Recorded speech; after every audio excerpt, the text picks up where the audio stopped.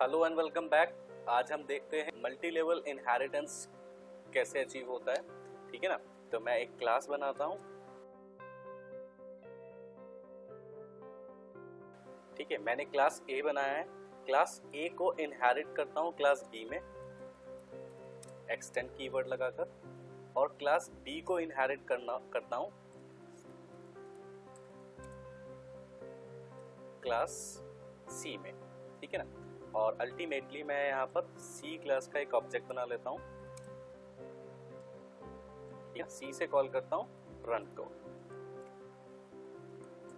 इसको एक बार कंपाइल करते हैं और ये रनिंग। तो अल्टीमेटली क्या हुआ है, क्लास ए की जो भी प्रॉपर्टी थी वो बी में एक्सटेंड हो गई है, और बी की जो भी प्रॉपर्टी थी वो क्लास सी में एक्सटेंड हो गई है। मैंने सी का एक ऑब्जेक्ट बनाया है और सी से रन को कॉल किया है। तो रन कहाँ पर लिखा हुआ है, सिर्फ रन ए में लिखा हुआ है। तो कैसे ए की प्रॉपर्टीज जो है बी में भी आ गई है और सी में भी आ गई है। तो अल्टीमेटली ऐसे हम अचीव करते हैं मल्टी लेवल इनहेरिटेंस। ठीक है ना। इसी के साथ साथ मैं आपको एक और चीज बता देता हूँ। यहाँ पर मान लीजिए मेरे पास जो है एक क्लास ए का मैं कंस्ट्रक्टर बना लेता हूँ,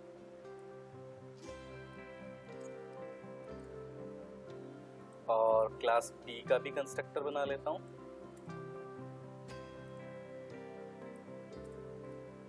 ठीक वैसे ही सी का कंस्ट्रक्टर बना लेता हूँ। ठीक है। तो अब मेरा आपसे क्वेश्चन ये है कि अगर मैं सी क्लास का ऑब्जेक्ट बनाता हूँ तो सबसे पहले कौन सा कंस्ट्रक्टर रन होगा, क्लास सी का कंस्ट्रक्टर रन होगा या बी का रन होगा या ए का रन होगा। ठीक है ना। तो अल्टीमेटली ये देखना है या किस सीक्वेंस में ये प्रिंट होने वाला है। ठीक है ना। तो इसकी एक्सप्लेनेशन करता हूँ। पहले मैं एक बार इसको रन करके दिखा देता हूँ आपको, और फिर बाद में मैं उसका आपको एक्सप्लेन करके बताता हूँ।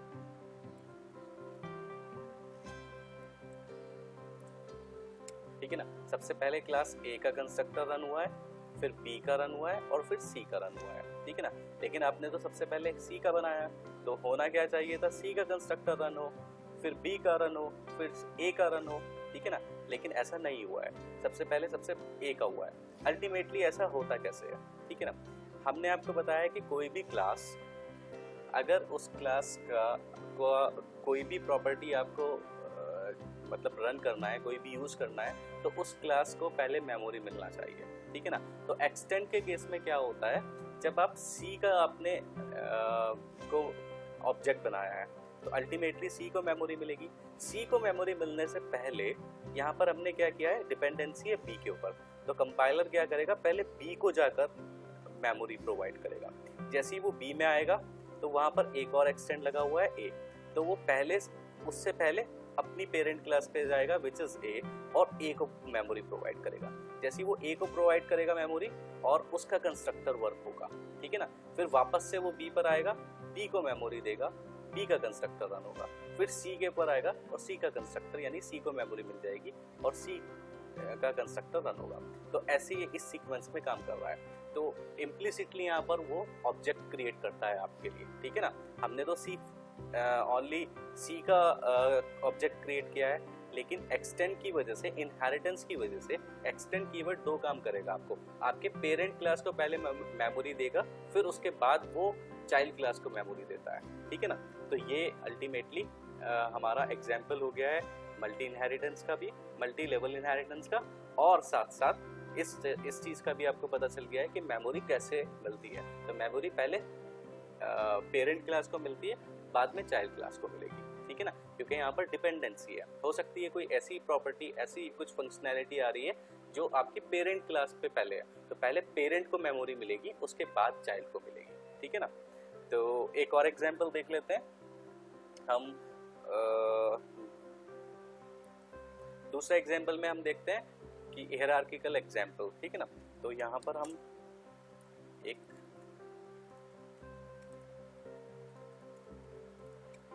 टेस्ट हायरार्किकल का एक एग्जाम्पल बना लेते हैं।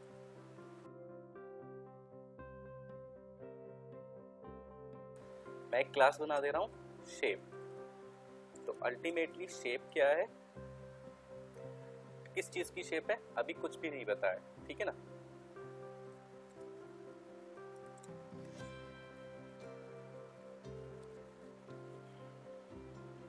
मैंने एक क्लास बनाई है शेप, ठीक है ना। अब मैं एक और क्लास बना लेता हूँ, क्लास सर्कल, और एक्सटेंड कर देता हूँ शेप को।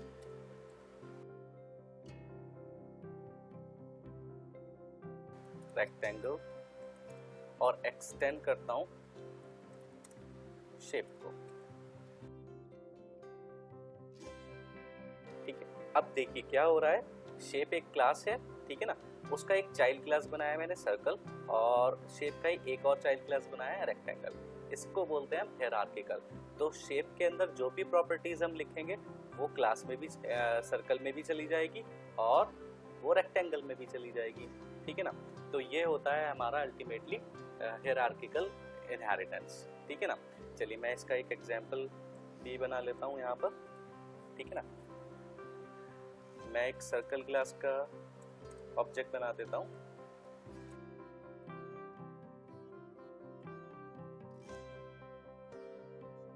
इसको कंपाइल करते हैं।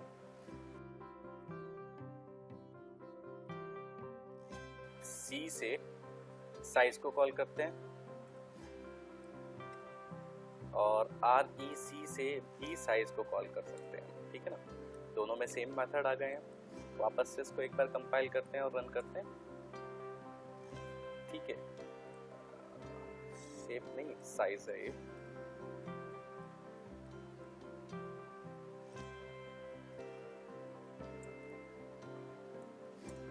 ठीक है ना, size of shape, size of shape, क्योंकि दोनों के अंदर सेम जो है हमारा अल्टीमेटली क्या हो गया है, यहाँ पर ये वाला मेथड जो है वो सेम सर्कल में भी आ गया है, और सेम मेथड हमारा रेक्टेंगल में भी आ गया है, ठीक है ना।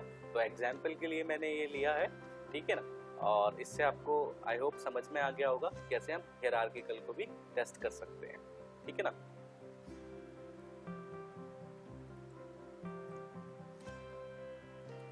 चलिए अब आपको मैं यहाँ पर एक चीज और क्लियर करा देता हूँ side by side, method overriding. Method overriding का मतलब क्या होता है, जब एक मेथड पेरेंट क्लास में होता है और same name, same signature, same name से एक मेथड चाइल्ड क्लास में भी होता है, ठीक है ना। तो चाइल्ड क्लास वाला जो मेथड होगा वो मेथड ओवरराइड कर रहा होगा, किसको, पेरेंट क्लास को ओवरराइड करेगा, ठीक है ना। चलिए तो उसका एग्जाम्पल क्या करते हैं हम यहाँ पर। अब यहाँ पर सेम एक मेथड बना लेते हैं, पब्लिक void size, और यहां पर मैं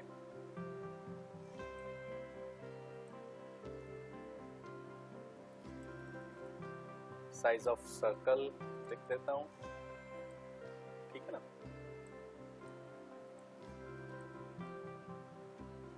साइज ऑफ रेक्टेंगल लिख देता हूं, ठीक है। अब वापस से इसको रन करके देखते हैं एक बार। Size of circle and size of rectangle. Ultimately क्या हो रहा है कि जब ये शेप की प्रॉपर्टीज सर्कल में इनहेरिट हो रही थी तो वहां पर ऑलरेडी एक मेथड था साइज सेम नेम का, तो चाइल्ड क्लास वाले मेथड ने पेरेंट क्लास वाले मेथड को ओवरराइड कर दिया है। ठीक वैसे ही ओवरराइड किया है जैसे आपकी कैसेट जिसमें कोई सॉन्ग है, ठीक है ना, आप उसके ऊपर कोई नया सॉन्ग अगर ऐड करेंगे तो पहले वाला सॉन्ग जो है वो चला जाएगा, नए वाला सॉन्ग ऐड हो जाएगा। ठीक वैसे ही यहाँ पर हमारा नए वाला जो है मेथड, वो जो चाइल्ड क्लास में उसने पेरेंट क्लास वाले मेथड को ओवरराइड कर दिया है, ठीक है ना। तो ये हमारा हो गया मेथड ओवरराइडिंग। इसके बहुत सारे और भी एग्जाम्पल और टेस्ट करके देखेंगे, ठीक है ना। मैंने एक बहुत बेसिक एग्जाम्पल से आपको समझाने की कोशिश की है कि कैसे मेथड ओवरराइडिंग यहाँ पर अल्टीमेटली वर्क करता है, ठीक है ना। जो हम रन टाइम पॉलीमॉर्फिज्म, आपको मैंने बताया था, जब हम मेथड को ओवरराइडिंग करते हैं तो अल्टीमेटली वही प्रोसेस कहलाता है रन टाइम पॉलीमॉर्फिज्म, ठीक है ना। जब एक मेथड को, यानी पेरेंट क्लास में एक मेथड है, जब उसको चाइल्ड क्लास में हम सेम मेथड बनाते हैं तो उसको मेथड ओवरराइडिंग कहते हैं, और मेथड ओवरराइडिंग से ही हमारा रन टाइम पॉलीमॉर्फिज्म अचीव हो जाता है, ठीक है ना। चलिए तो इस वीडियो में इतना ही रखते हैं। Thanks for watching this video.